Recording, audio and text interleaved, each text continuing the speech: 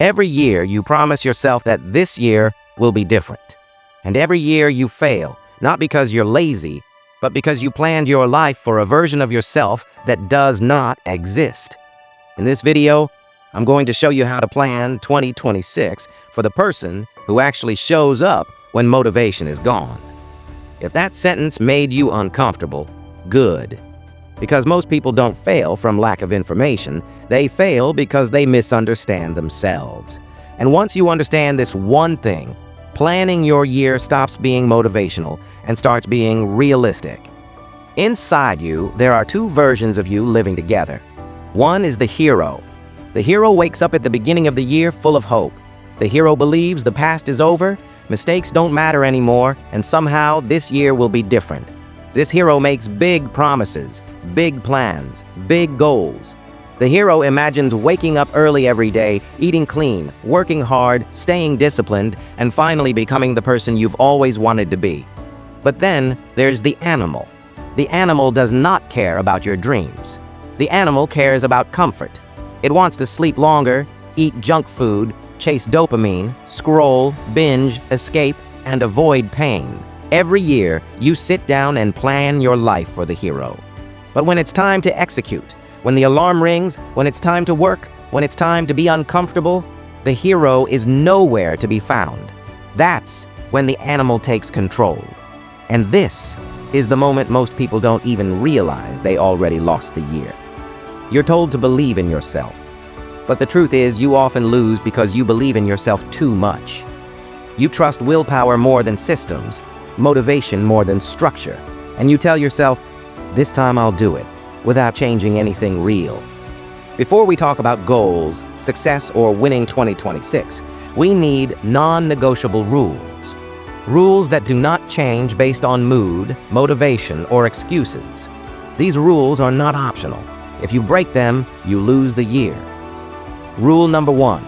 When something goes wrong, when you underperform, miss a day, or fall short, you will not judge yourself based on your past. You will not say, this always happens to me. You will not say, I'm just not disciplined. You will not label yourself. You do not need a certificate of who you are. Instead, you operate under one assumption. You don't know who you are yet. That's why this year exists, not to prove anything, but to discover your real limits. Rule number 2. The moment something goes wrong, you do not wait for tomorrow. You do not wait for Monday. You do not wait for a fresh start. The moment you fail, you enter repair mode. You immediately look for solutions. If you were busy all day, you study at night. If you ate badly, you walk more. If you missed a workout, you adjust. You don't quit. And here's the test for mercy. Ask yourself, if someone put a gun to my head and forced me to do this, could I do it? If the answer is yes, then no mercy will be shown, because ability without action is self-deception. Rule number 3. Once the plan is made, planning is over. Execution begins. You do not redesign your life every day. You do not create 10 new plans during work hours. If a change is needed, it only happens after following the plan for one full week. Constant replanning is not intelligence. It's laziness disguised as productivity. Rule number 4. You always prioritize the morning. Every morning your brain gives you two switches, the dopamine switch and the hard work switch. Whatever you touch first decides how the rest of your day goes. If you start your day with distractions, your entire day collapses. Protect your mornings. Study, gym, reading, deep work. Now let's talk about planning 2026 the right way. Subtraction comes before addition. In the real world, you don't decorate over garbage, you clean first. But most people dump new goals into a broken lifestyle.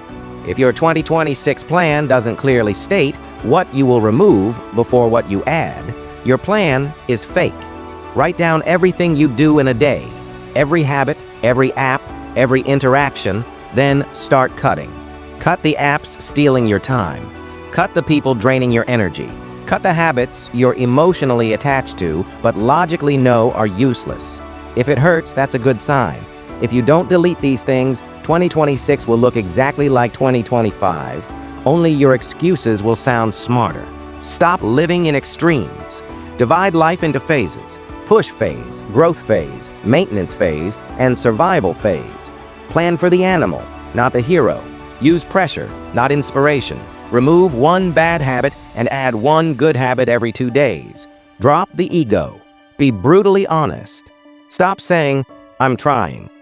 Ask instead, "What did I actually produce today?" Now write down where you want to be at the end of 2026. Not what you want to buy, but what problems you want to escape. Where will you be financially, physically, and intellectually? Plan for the animal inside you. Then, execute.